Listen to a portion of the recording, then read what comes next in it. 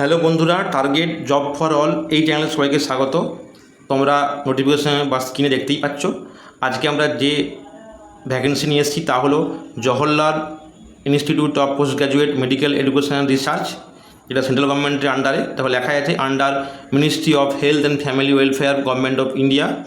তার আন্ডারে কিছু ইম্পর্টেন্ট পোস্ট বেরিয়েছে, গ্রুপ বি অ্যান্ড সি, যেটা পরীক্ষা জিম্মার নামে পরিচিত, যেটা পোস্টিং হয় পুডুচেরিতে, কারণ হসপিটালটা পুডুচেরিতেই।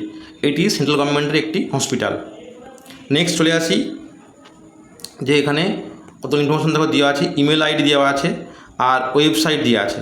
এই ইমেল আইডি তোমরা তোমাদের পেমেন্ট করতে গিয়ে কোনো সমস্যা হলে এই ইমেল আইডি তোমরা ইমেল করতে পারো, এবং আদার্স কোনো কোয়ারি থাকলে এই নাম্বারে ইমেলে করতে পারো, ফোনও করতে পারো। আর তোমাদের অ্যাপ্লিকেশন সংক্রান্ত সমস্ত খবর বা পরীক্ষা কবে হবে, পরীক্ষার অ্যাডমিট কার্ড ডাউনলোড করতে পারবে, সব কিছু এই যে www.jipmar.edu.in এই সাইটে গিয়ে পাবে।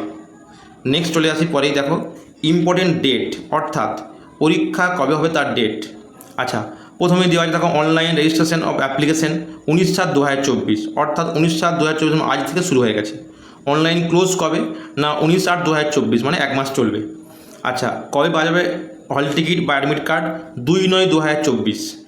আচ্ছা, কবে পরীক্ষা হবে না 14/9/2024। তখন লেখা আছে অনলাইন মোড অনলি, তার মানে হলো এটাই পরীক্ষা হবে সিবিটি বা কম্পিউটার বেসড টেস্ট। নেক্সট চলে আসি গ্রুপ বি আর সি এর মতো সিতে অনেকগুলো পোস্ট বেরিয়েছে।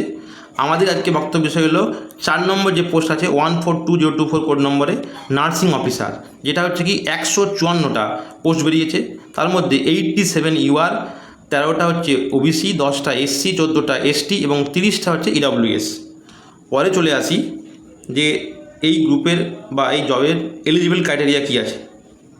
দেখো, নার্সিং অফিসারে প্রথমেই বলা আছে যে বিএসসি নার্সিং হতে হবে অথবা পোস্ট বেসিক হতে হবে এবং আইএনসি আন্ডারে হতে হবে। আর যারা ডিপ্লোমা তারা অবশ্যই 2 বছর এক্সপিরিয়েন্স লাগবে এবং আইএনসি নাম্বারে হতে হবে। আর এক্সপিরিয়েন্স অবশ্যই 50টা বেড যে হসপিটাল তার মধ্যে হতে হবে।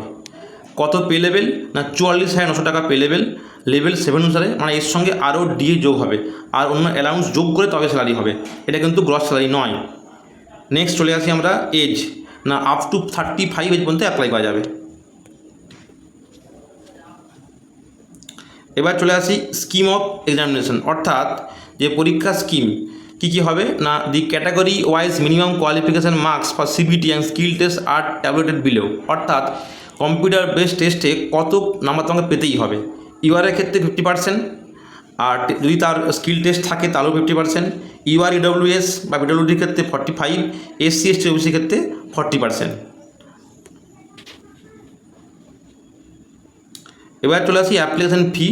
অ্যাপ্লিকেশন ফি কত আছে? অ্যাপ্লিকেশন ফি না অনলাইনে অ্যাপ্লাই করতে আগেই বলেছি, net banking, credit card, debit card, UPI মতো টাকা পেমেন্ট করা যাবে। আচ্ছা, ইউআর জন্য, ইউআর এবং ইডব্লিউএসের জন্য 1,500 টাকা প্লাস ট্রানজ্যাকশন চার্জ, ওবিসির জন্য 1,500 টাকা প্লাস ট্রানজ্যাকশন চার্জ, এসসি এসটির জন্য হচ্ছে 1,200 টাকা, পিডব্লিউডির জন্য হচ্ছে কোনো টাকা লাগছে না।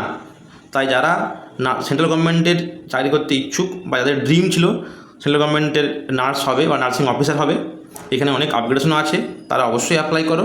আর উপরের যে সাইট দেখালাম বা এই যে সাইটটা www.jipmar.edu.in, এখানে অ্যাপ্লাই করতে হবে। আজকে এই পর্যন্তই, ধন্যবাদ। তোমাদের এই সম্বন্ধে আর কিছু জানার থাকলে কমেন্ট করতে পারো, আমি তবে চেষ্টা করবো হেল্প করার। নমস্কার।